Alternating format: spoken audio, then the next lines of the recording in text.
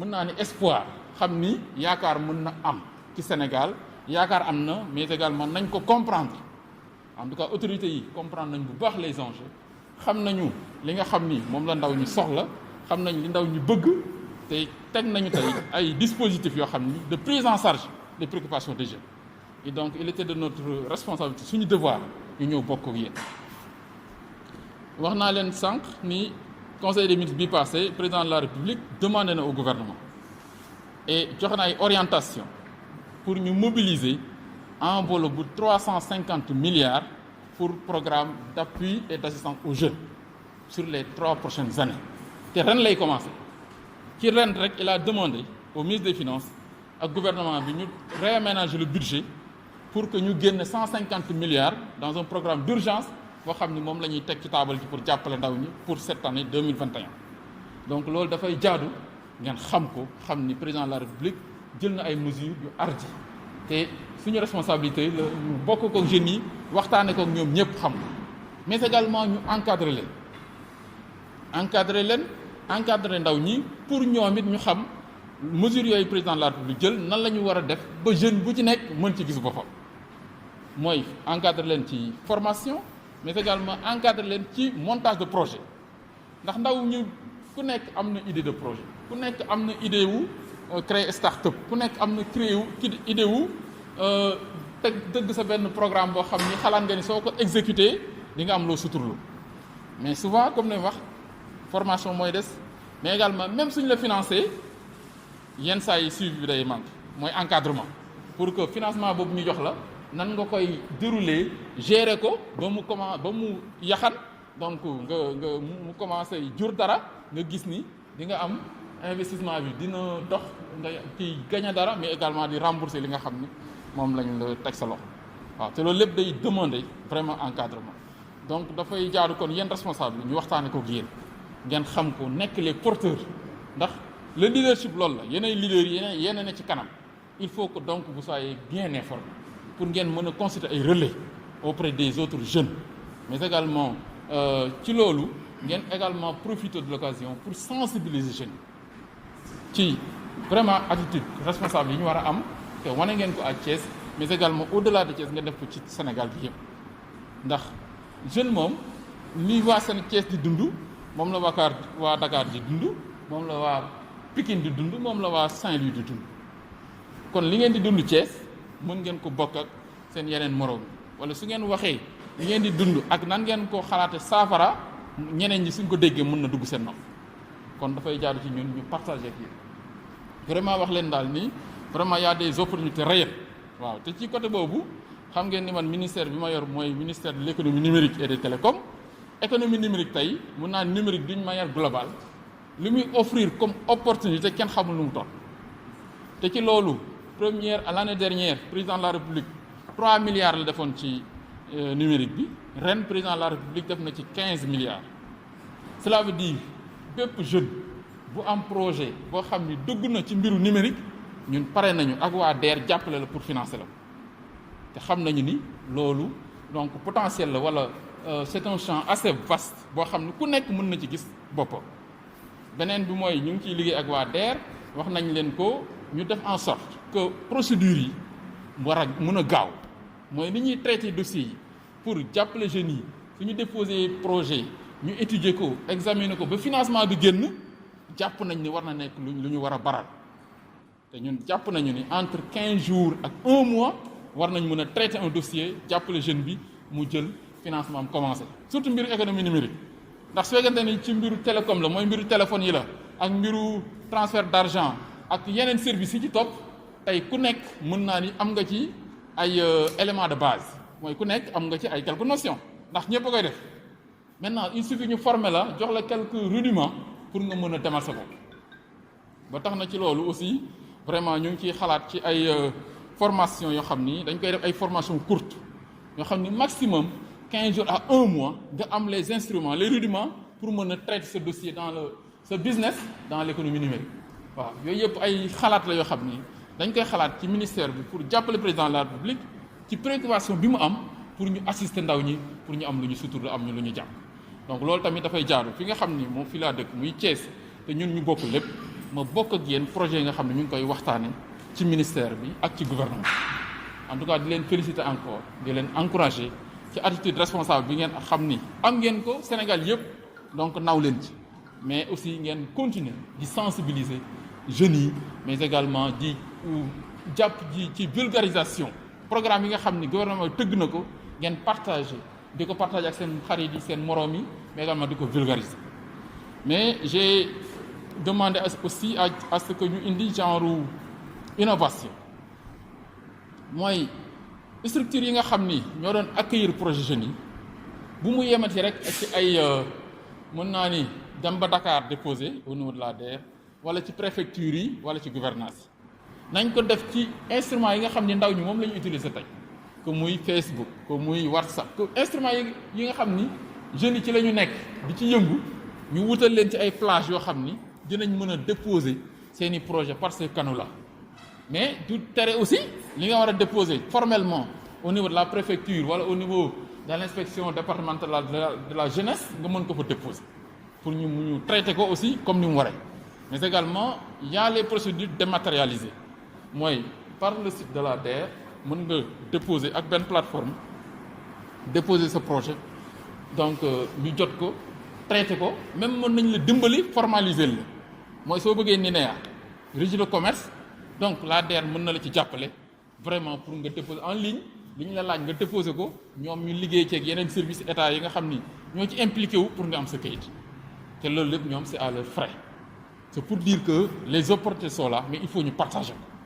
donc suñ ko partagé wul jeunes yi xam ko sénégalais yi xam ko dañuy yaakaar ni vraiment gouvernement bi deful dara or nous on peut témoigner vraiment que wax dëgg yàlla souvent président Idrissa Seck daf koy wax bi ñu duggee ci gouvernement ba léegi am occasion liggéey ak président de la République ci biir gouvernement bi gis li muy doxale wax dëgg yàlla moo tax ñuy wax li ñu gis mu koy mobiliser ci énergie ci liggéey ci engagement pour ndaw ñi ak le Sénégal honnêtement ça a dépassé nos attentes donc kon yàlla rek a tax ñuy wax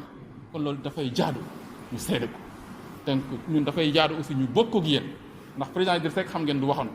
ñun tamit newuñu ci gouvernement pour nekk fa naan non dañuy li ñu gis la ñuy wax ndax xam ngeen ni ànd nañu président Idrissa Seck ànd ak président Abdoulaye Wade ba yóbbu woon Abdoulaye Wade au pouvoir def fa 4 ans am problème ñu génn ndax lañ fa gisoon neexuñu wala lañ fa gisoon doyuñu woon mais li ñu gis tey doy nañu te gis nañu vraiment président de la République au quotidien mu ngi liggéey pour le Sénégal au quotidien mu ngi liggéey pour la jeunesse loolu nag suñ ko gisee dañ ko war a seede bokk ak Sénégalais yi mais aussi bokk ak waa parti ngeen xam loolu ci de 2012 ba léegi barki démb bi muy génnee projet yi nga xam ne financé na ko wala mobilisé na ko ay financement lu jëm ci ndaw ñi ëpp na 700 milliards de francs CFA peut-être maintenant am na problème mu efficacité dans les interventions efficacité dans les actions ak également un problème de communication loolu il y a une prise de conscience boo xam ne am na au niveau gouvernemental moo tax xam naa ni président de la République dina jël ay matukaay ak ay réorientation yoo xam ni dina ko apporter ci programme yi nga xam ni ñooy jël en charge wala gérer li nga xam ne moo jëm ci question wu ndaw ñi waaw dafa naa ni ci loolu aussi dafay jaadu ñu xam ne rek c'est une question complexe c'est une question aussi de responsabilité nous sommes tous conscients des enjeux xam nañ conscient wu nañu ci difficultés yi nga xam ne ndaw ñi ñu ngi koy am vraiment pour am xëy am lu ñu suturloo donc mais aussi c'est de la responsabilité de l'État mu jël les dispositions nécessaires pour que loolu ñoo ko ñu mën ci indi ay solutions donc loolu dafay jaadu comme ni ma wax rek ñu bokk ak yéen ngeen xam ni yéen seen responsabilité yemul rek ci Thiès seen responsabilité yemul rek ci parti bi seen responsabilité maintenant c'est une responsabilité nationale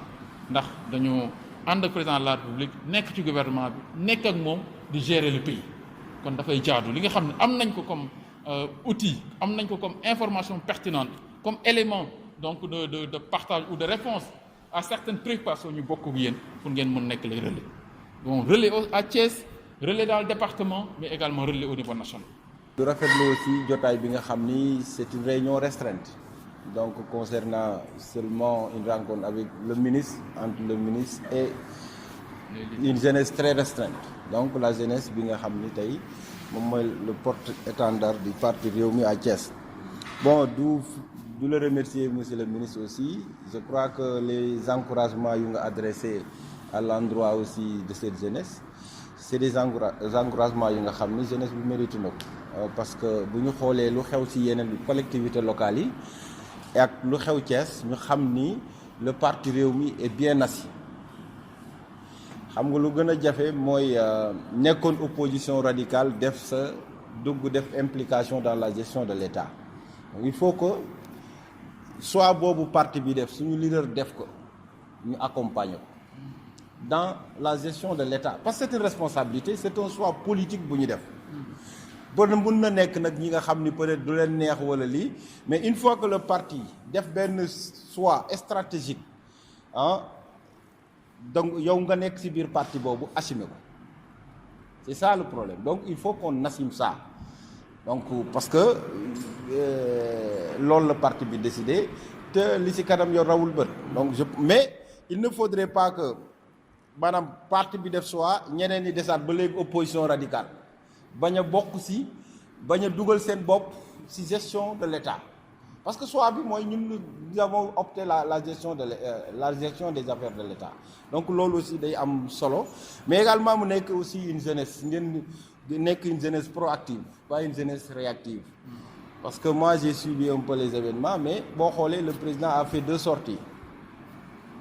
Donc loolu lu muy révéler mooy y a un vide communicationnel du parti Rewmi pas dans les même waxuma sax dans les réseaux sociaux mais si médias yi dafa des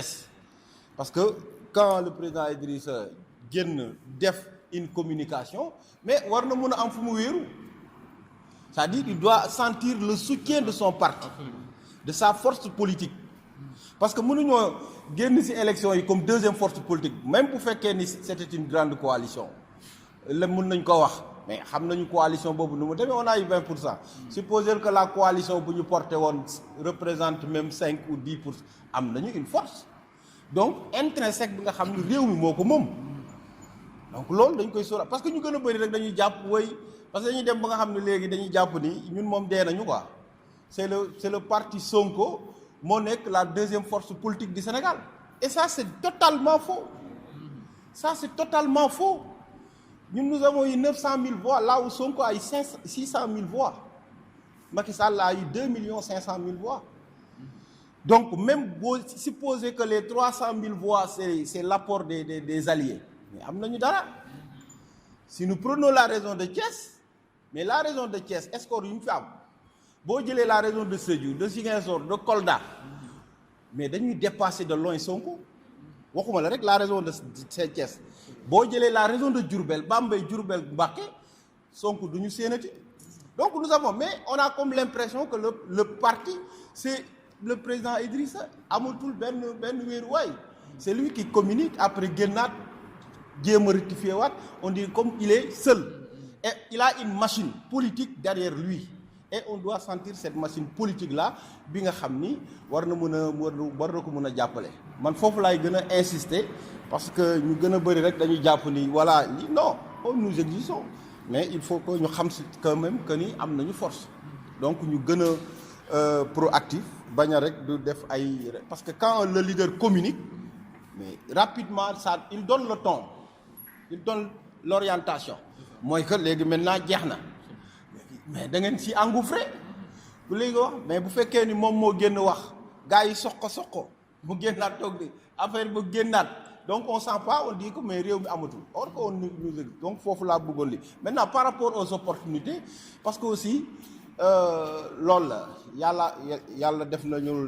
defal nañu sax le département de Thiès on a eu un ministre à la personne du frère Diatara. C'est vrai donc du ñu wax comme lu ministre ba waxoon rek que ne ñun ñooy dagg ñooy séddale ça mais nous sommes dans une république comme lu ma la wax li nga xam ni moom la état du Sénégal du jox ndaw ñi ki remplir critères yi ñu fexe ba suñuy ndaw remplir critères yi jot parce que c'est des jeunes du Sénégal donc ñu fexe encadrer nos jeunes là ba nga xam ni projet yooyu nga xam ni dina am financement suñu jeunes yi am si. Et je crois que loolu am na solo ndaxte nag lu ñuy wax booy def lépp loo yëngatu rek war nga ci mën a gis sa bopp waaw mais te loolu moo ëpp solo donc yooyu moo doon kàddu yi du leen gërëmaat rek du leen sant xam ni déjà c'est une réunion restreinte mais na ngeen ko mën a décoder ngeen xam ni dafa war a doon un déclic dans votre comportement dans vos activités de tous les jours. Cheikh Gueye responsable jeunesse Rewmi Thiès Nord di am rek mbégte ak contentement ci daje bi ñu daje tey jii donte waajtaay bi nekkuloon lu ñu waajaloon bu baax a baax mais nit ñi ñëw nañu wuy si di tàmbali suñu kàddu rek di féliciter toute la jeunesse thiessoise politique et non politique de par leur comportement ci seen sens de maturité ba nga xamee ni am na yu fi jot a xew ñu gis yeneen réew yeneen dëkk yi ni mu mel Thiès wane ci un comportement exemplaire ba tey jii li xew feneen xewu fi ñu koy sant suñu borom mais aussi di gërëm le président de la République ci mat gi ak dal gi bi mu prêter oreille forte par rapport ak li nga xam ne mooy naqaru jeunes yi li ñu exprimer te jàpp naa ne loolu am na def na ko waaye gënuloon benn Sénégalais mais aussi di ko gërëm ci initiative yi mu jël ngir jéem a saafara bëgg-bëggu ndaw yooyu loolu nag liñ ciy ñaan rek mooy ndaw yi moom fi mu ne nii moom ñun ak ku xiif ñoo yem leen rek la ñuy xaar yàkkamti ko mooy raxasu baa ngi nii kaay leen raxasu ñëw lekk donc lépp lu mu mën ngir baral loolu na ko def parce que ndaw yi soxla nañ ko mais du ñu yem ci laaj rek ngir état bi ñëw jàppale leen mais dañu bëgg aussi que ñu xam ne aussi cette jeunesse là a envie de servir son peuple cette jeunesse là a envie de participer à l'essor de ce pays là jeunesse boobu na bëgg na ñu leen di impliquer di leen intégrer ci li nga xam ne mooy doxal dëkk bi xëy na ñoom koo jégal mënoo xam lu mu bëgg ak lu ko naqari mais bu leen ci impliquer yu bëree bëri dina saafaraw li ci des nag mooy di leen gërëm yéen tamit parce que vraiment sagal ngeen ñu bi ngeen duggee ci gouvernement bi ak léegi gis nañ effort yi ngeen di def bu nu taxawee ci yow rek tey gis nañ ni apporté nga une touche nouvelle par rapport ak secteur bi ñu la dénk ndax bettu ñun ndax ñun xam nañ yow sa taxawaay ci wàllum bi nga xam ne moom lañ la dénk muy wàllum numérique gis nañ jéego yi ci am bu dee ci wàllum téléphonie yi gis nañ tey effort yi am ci yi nga xam ne ñoom ñoo ŋànk wàllu woowu effort yi ñu def ba jëlee ci 3G jëm ci 4G gis nañ li nga xam ne yaa ngi koy bind comme ay recommandations di acculer yeneen sociétés yi pour ñu gën a mën a indi loo xam ne dina gën a jëriñ askanu Sénégal mais aussi le président Idrissa Seck c'est l'occasion aussi de le remercier de par son courage et son amour envers le peuple sénégalais je pense que président Idrissa Seck ku ko xam-xam ko ci courage am ak fulla ak faydaam te tey lii xew nii wane na ni moom gisoon na ni Sénégal situation bi ñu toll nii jot na ay doomam dajaloo doon benn ngir jóge fi jële Sénégal ci situation yi nga xam ne mën na ko indil ay gàllankoor te tey jii gis nañ ni moom mu ngi ci bay wàllam mu ngi ciy def lépp lu mu mën bu dee ci wàllum secteur élevage aussi gis nañ le ministre le frère Ali Saleh Diop mu ngi déployer di def lépp lu mu mën li nga xam ne daal moo am solo mooy ndaw yi ñoom xam nañ leen li nga xam ne mooy seen wareef te am nañ yéene doxal ko li ci topp mooy lépp luy seen mën-mën bu leen ko xeeb lépp loo xam ne tey jii c'est des possibilités yu mën a tax jeunesse bi gën a mën a sentir seen bopp ci doxalinu réew mi ubbil nañ leen suñuy bunt noppi nañ ngir doxal ko ñun nag comme yàlla daf ñoo natt ñu nekk ci wàllum politique am nañu yéene animer suñu parti dans le département bu ñu jógee ci lii am nañu yéene avec l'accompagnement du parti def des descentes dans le département dem seeti suñu frères yi dans les 15 communes du département yëngalaat le parti doxalaat le parti ba nga xam ne tey jii li nga xam moo jëm suñu kanam ñun dinañ ci am tey jii benn taxawaay boo xam dina am solo. Nous avons eu des interventions d'une grande qualité. Monsieur le maire, c'est l'occasion de vous renouveler nos remerciements, mais également nos félicitations pour l'engagement aux côtés des jeunes, mais également l'analyse lucide donc de la situation politique du parti. Donc ça, nous sommes très conscients des enjeux, mais également de l'approche que tu viens de décrire et que nous sommes en train, avec le président, de réfléchir naturellement sur une réorganisation et une restructuration du parti. Je pense que c'est nécessaire et dans les prochains jours, vous verrez que les dispositions seront prises pour que le parti soit mieux structuré et mieux animé. Nous avons également pris conscience donc, du déficit communicationnel qui a été observé et sur ce plan également. Donc nous sommes en train de réfléchir sur la réorganisation de la cellule communication. Alors, nous sommes conscients qu'au niveau de la cellule, il y a un réel déficit donc, de personnel, mais également d'animation. Ça, nous y réfléchissons et je pense qu'aussi des dispositions seront prises. En ce qui concerne la jeunesse, je pense que le Cheikh Gaye a résumé naturellement l'état d'esprit des jeunes du parti, mais également des jeunes d'une manière globale du Sénégal. Et aujourd'hui, vraiment, il a décrit donc, les attentes, mais également ce que le gouvernement, naturellement, doit faire, à mon avis, et qui aujourd'hui commence à être pris en charge par le chef de l'État. Je pense que les orientations du chef de l'État sont très claires. Il a pris conscience des enjeux, mais également il a entendu donc, le cri de cœur de la jeunesse et a donné les instructions nécessaires. Donc sur ce plan-là, comme j'ai dit, le gouvernement est en train de travailler pour une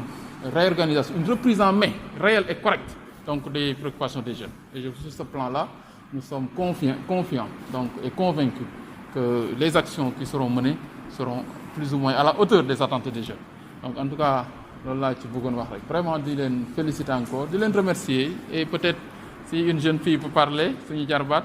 Donc, mais je pense que Cheikh a résumé donc